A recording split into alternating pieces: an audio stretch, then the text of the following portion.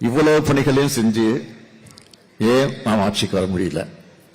ஆனா எந்த பணியும் செய்யாம வாக்காளர் சந்திக்கல, பாகனூர் நியமிக்கல, பூத் ஏஜென்ட் அமைக்கல, இன்னும் சொல்லணும்னா கவுண்டிங் ஏஜென்ட் கூட பல இடங்கள் நியமிக்கல. அப்படிப்பட்டவர்கள் இன்றைக்கு வெற்றி பெற்று ஆட்சிக்கு வந்திருக்கிறாங்க. அது தவறு இல்லை.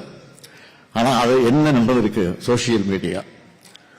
ஆக சோசியல் மீடியா இன்ஸ்டாகிராம் என்று சொல்லக்கூடிய அதை பயன்படுத்தி ரொம்ப சுலபமாக சிறு பிள்ளைகளை, குழந்தைகளை பிரச்சாரம் செய்ய வச்சு அவர்களை அவருடைய பேரன்கள், அவருடைய தாத்தாக்களை, அப்பாக்களை, அம்மாக்களை, அவங்க வீட்டில் இருக்கக்கூடிய பெரியவங்களிடத்துல அந்த குழந்தைகள் மூலமாக பிரச்சாரங்களை நடத்தி ஒரு திட்டமிட்ட பணி நடந்து முடிந்திருக்கு.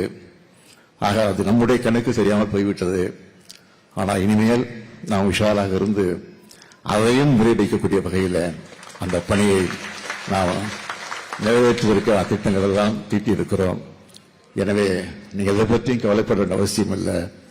நம்முடைய கழகம் இருக்கு, நம்முடைய இயக்கம் இருக்கு, நாங்கள் இருக்கிறோம்.